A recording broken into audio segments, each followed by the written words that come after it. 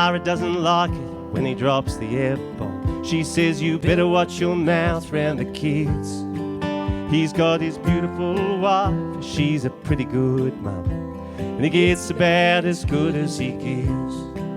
When he says effing this, effing that, what'll it'll be? It's got another dirty word, and it starts with a C. He seasons every sentence with the worst things you've heard. He's got the biggest effing heart for a little C word.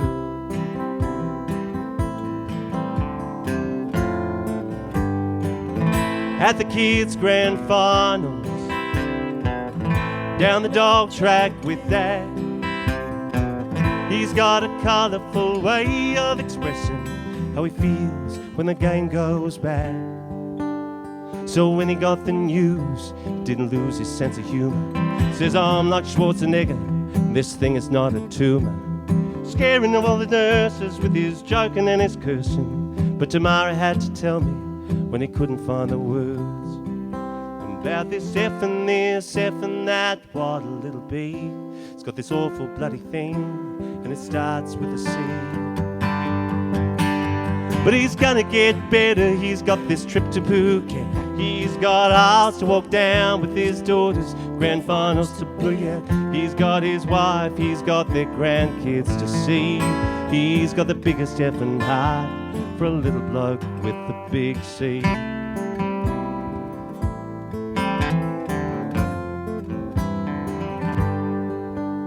So I'm telling you right now, this thing won't get him down.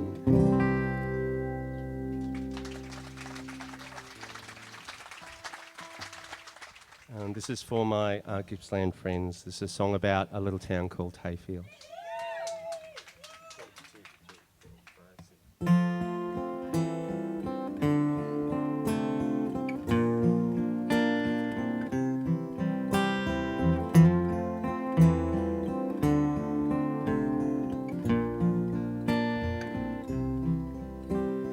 Car tapes we played on those long country drives were Kenny's and Dolly's and old Charlie Pride. Mum sang along with Jim Reeves and Bill Ives as we rattled along country tracks. And Dad used to threaten us boys with a hiding, if you don't settle down in the back. Then Mum would growl, but she'd turn up the volume and pass round the lollies she packed. They don't write pretty love songs for girls born in Hayfield. American women get songs about how they're adored. Tennessee girls get two walls. Californian girls, they've got no faults. But they don't write love songs about girls from Hayfield at all. No, they don't write love songs about girls from Hayfield at all.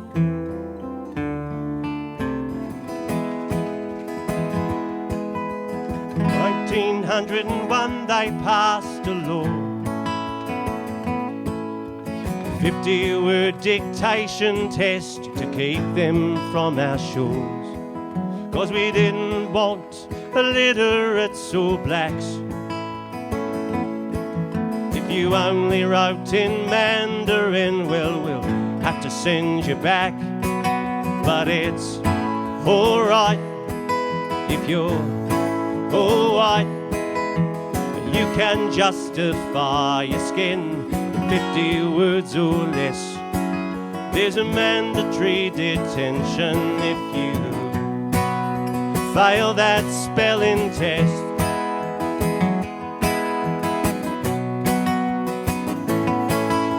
Australia didn't federate for peace.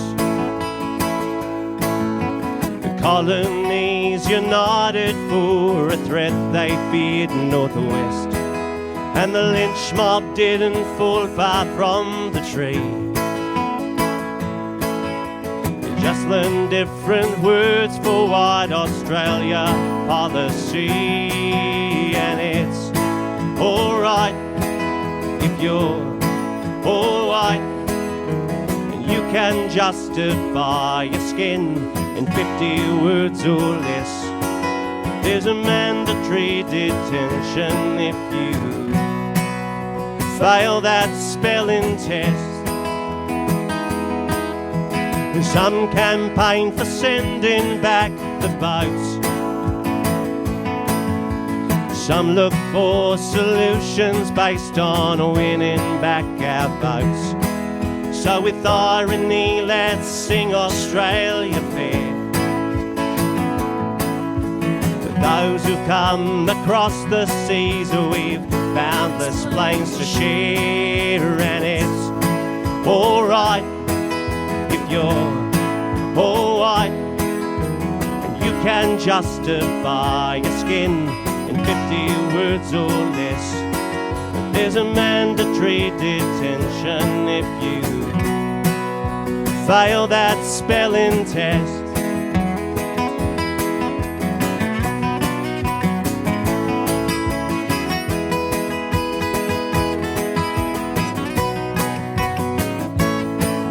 And I wonder if the Koori mob discussed borderline protection from white boat people like us. And I wonder if they choose to send away someone who can't spell treaty for 200 years of shame. And it's alright if you're all white, and if you're looking for asylum, well, we've got a madhouse here. But it's alright if you're all white. But let's not call it racist, let's pretend the laws are fair. But history can't teach us if we don't advance Australia fair.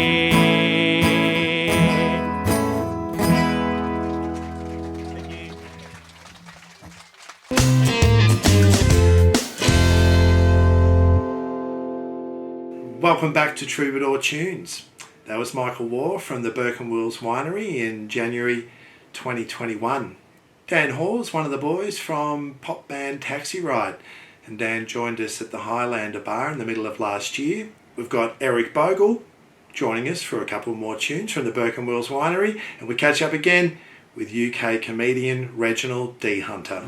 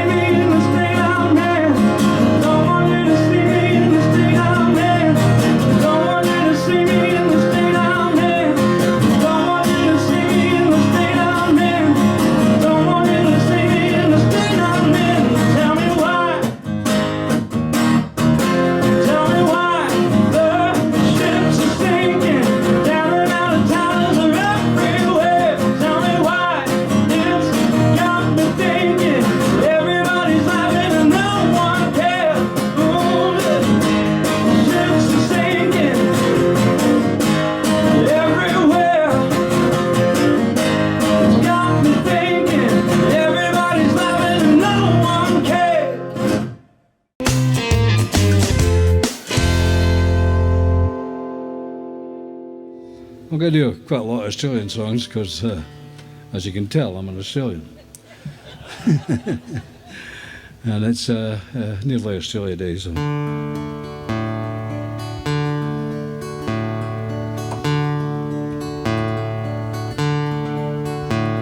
For nearly 60 years I've been a cocky of droughts and fires and floods. I've lived through plenty. This country's dust and mud, I've seen my tears and blood, but it's nearly over now, and now I'm easy.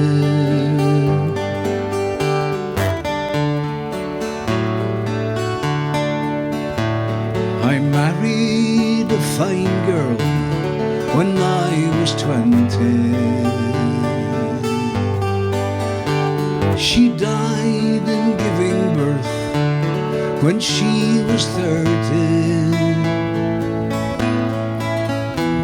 No flying doctor then, just a gentle obliging. But it's nearly over now, and now I'm easy.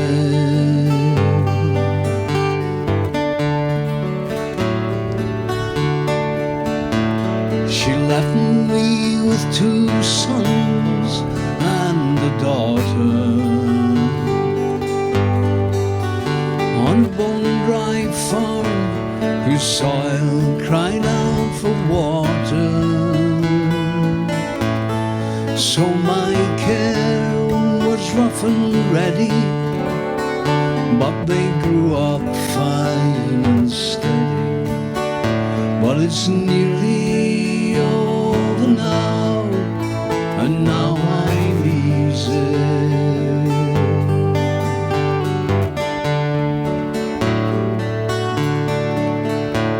My daughter married young and went her own way.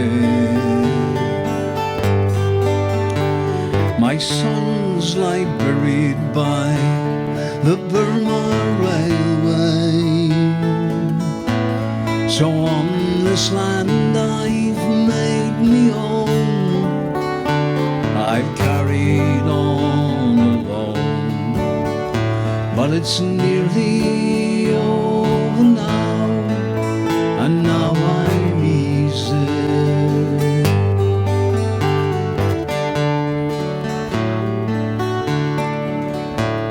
City folks these days despise the cocky, say with subsidies and all we've had it easy. But there's no drought or starving stock on a sewer suburban block. But it's nearly over now, and now I'm easy.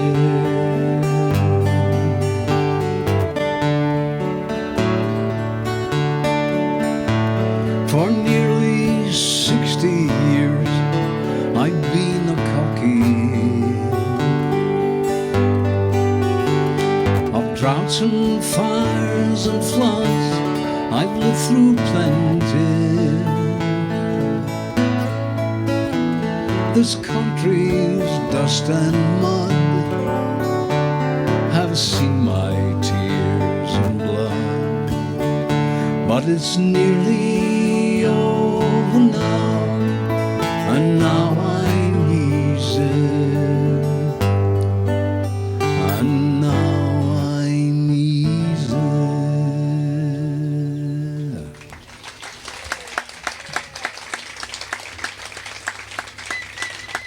Right.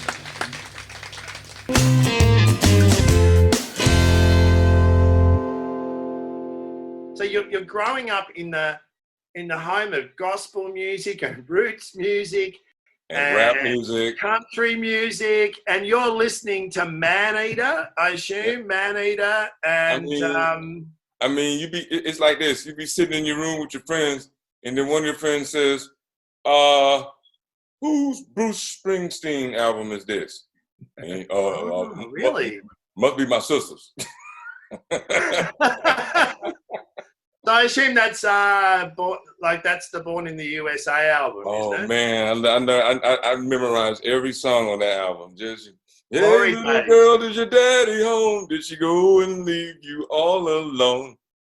Did you know that my first appearance on television in a solo capacity was on a show called Hey Hey It's Saturday, and I sang a parody of I'm on Fire about a local shopping. It was like a department store called Maya, and I called it I Shop at Maya. So that's my connection. Like Bruce Springsteen in those days, when you're living in Albany, is like, no, not mine. No, man, no. Why is that? Why is Bruce Springsteen so? Well, back then, more than ever, the Times we were more regimented about what black music was and what white music was. So if my friends would have found out I was into that, they would have been like, "What you doing listening to this white music?" You remember that scene in Dances with Wolves when Kevin Costner gets caught by his cavalryman again, and he says, "You turned Indian, didn't you?" Yeah. That's what it would have been like. You turned white, didn't you? I assume Hall & Oates would have been a much more severe offence than listening to Springsteen, or are they all the same? Well, at that time, Hall & Oates were crossing over because they had Maneater out, and they were starting to play that at black clubs, but Bruce Springsteen hadn't made it there yet. I don't think he ever did really. Maybe with Philadelphia, he got a lot of street cred for Philadelphia, I think. And I used to love those lyrics too. I was bruising battered, I couldn't tell what I felt. I was unrecognizable to myself. You know the story about how he got married to Patti Scalia, and then he had to go and leave. He'd only been married to her for like a year, and then he was after writing the album for Tunnel of Love, and he had to leave her and go and live somewhere else for a few months because he couldn't write any songs when he was with her because he was too happy. Yeah. And I get the feeling that you're a pretty educated guy and that you probably therefore come from a fairly middle-class family. Would that be right? Sir, I have extraordinary gaps in my education, but yes, I am degreed and and I have some education. And what did your father do for a living? His last job he retired from, he was a janitor, but he made his biggest money making and running moonshine and selling numbers. Sounds like my sort of guy. My father was a street man. So one thing you need to know about Andrew, Reg, is that he runs folk festivals, including a festival that he runs every year, a little tiny festival for about 150 people on his winery. So Andrew is a vintner, and he is quite a credentialed vintner. He makes some amazing red wine. And is that so? Yes, it's true, yes. And I've forgotten how to pronounce it, Andrew. What's the Gewürztraminer? Gewürztraminer. That's like a pinkish grape. I've actually done some grape picking on Andrew's winery, Reg, in the last year. It's a really cool thing to do. It's quite labor intensive, but very satisfying when you see all the grapes go into the big thing and get pressed down, and then you go back the following year and drink it. Andrew, I certainly hope to look on your face with mine own eyes and sample the taste of your tasty beverages. Well, that would be great. Next time they invite you over for Spicks and Spicks, which they're making a new series of, come up and have a drink. Talking about comedy, which is Spicks and Spicks, do you know Lenny Henry by any chance? I've met him a few times. Yeah, because he's a funny guy. And my he does a great Tommy Cooper impersonation. Now, Tommy Cooper was my all-time favorite comedian. Have you come across any of Tommy's work? Oh yeah. Yeah. I had a joke that involved Tommy Cooper, but yeah, I know who he is. Can we hear the joke? Oh, it was just a joke where I'm at a bar and this woman comes up and she says, "Are you familiar with Tommy Cooper?" And I said, "He dead." And she goes, "I don't mean to be pedantic, but I think it's he died." And I said, "At first he died, now he dead."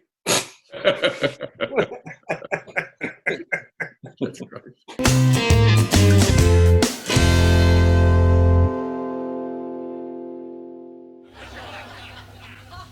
But last year I fell off my bike and broke my hip, and I had to have a new titanium hip put in, which increased my body worth by about 500%. But so I can't stand up for all that long these days, you know. As I said to Carmel the other night.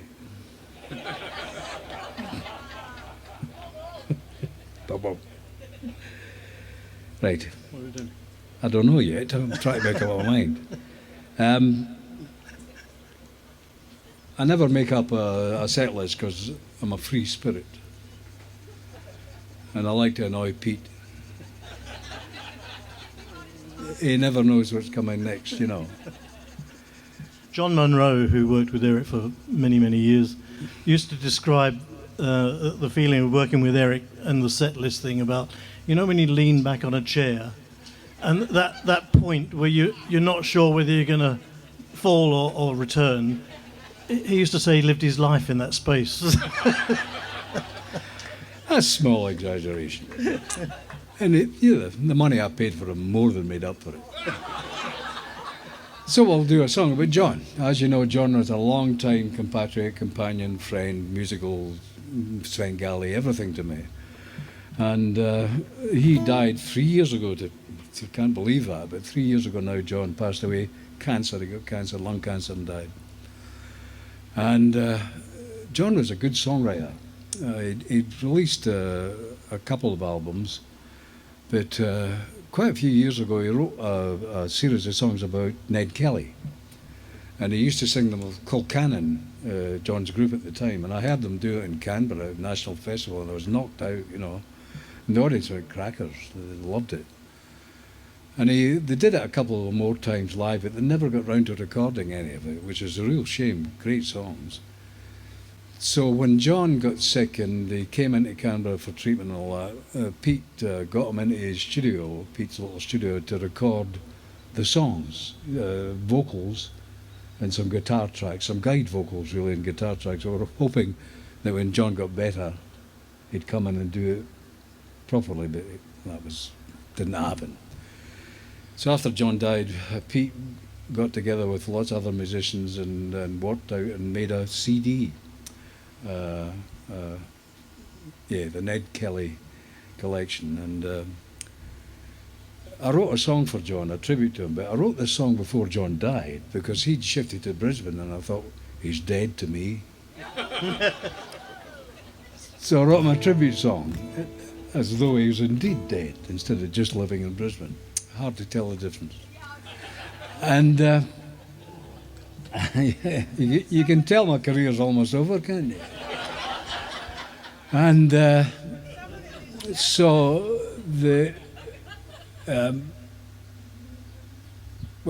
John's and I's physical ways had parted, right? He'd gone to live in Brisbane, I was in Adelaide. And so I wrote a song called A Fork in the Road, because that's what a relationship had reached, this fork in the road. We'd physically gone to live elsewhere. And just a wee bit of nostalgia right for him, you know, which I'll sing now. And after I sang it and introduced it a couple of times, I thought I should have called it something else.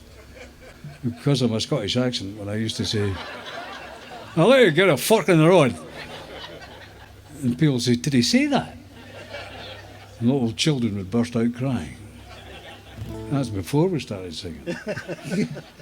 So, This is it. It's called A Fork in the Road. And John, God bless him, he turned up at my house, you know, after I'd written the song, and he had a picture, he got it from Facebook, I think, of a road with a huge big fork in it. He said, if we ever make a CD, we should use this as the cover. He was all class, John, he was all class.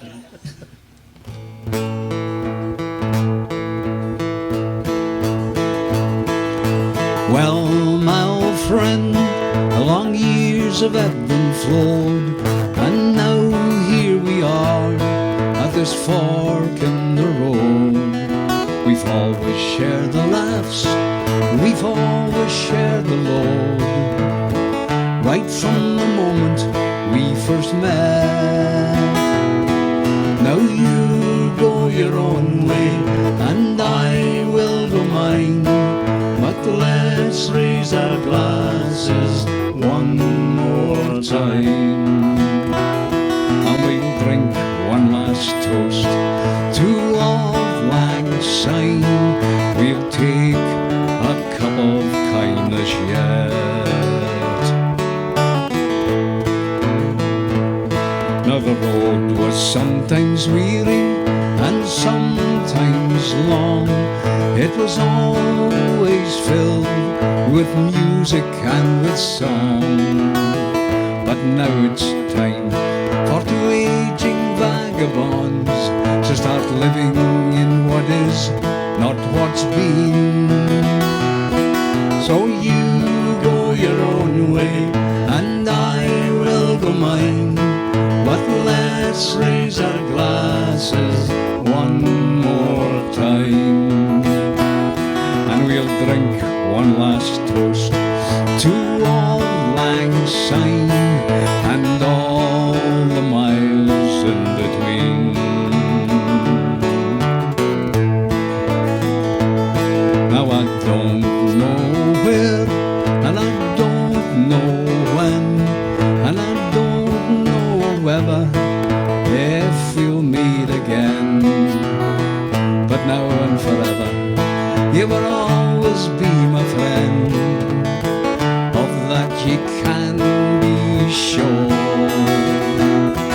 Now you go your own way and I will go mine, but let's raise our glasses one more time. And we'll drink one last toast to Auld Lang Syne and all the miles in between. So you go your own way and I will go mine, but let's raise our glasses one more time. And we'll drink one last toast to Auld Lang Syne. Those seas broad between us may roll.